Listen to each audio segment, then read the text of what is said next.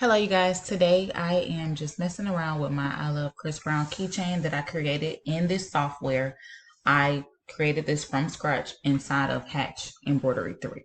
So what I am doing is I am grouping these two pieces together so that once the design is, actually I'm going to ungroup this one. As you all know, I'm learning this together. I'm learning this with you all. So we're going to bring this up. And I'm going to group these two pieces together. That's this one and this one.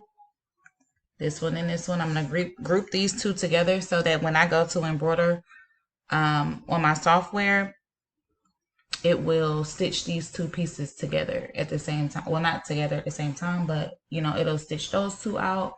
And then we'll move this down and it'll go to the eye. And what we will do is we'll take this eye. I mean, you can do it however you please, but what I want to do is I wanted to stitch both of them, like basically, what am I trying to say? I basically want to stitch them out at the same time, both keychains.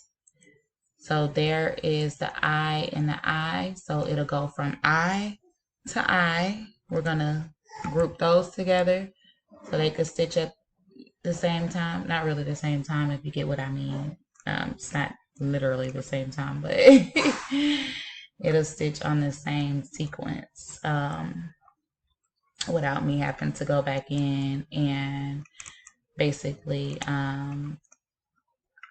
press start again, basically. So then we're going to have this Chris Brown go and this Chris Brown. And if you all know an easier way, just let me know. As I said before, I am learning this pretty much from scratch. I'm learning this as I go. And then we'll have the heart stitch out, group that. And then we'll have I don't need two of these for this one and this one, so I could delete this one. We'll have this one and this one. This one could be deleted, so we'll have these two go, and then we'll have this one. Shoot, I need to ungroup this one. Actually, what I'm gonna do is I'm gonna delete this one.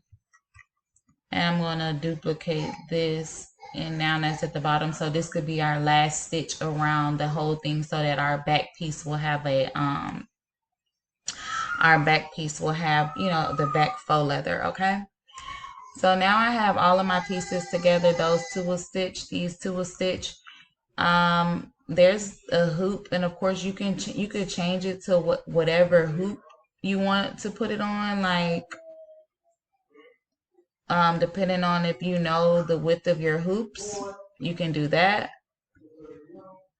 just to make sure that it's going to fit, your design is going to fit inside of it.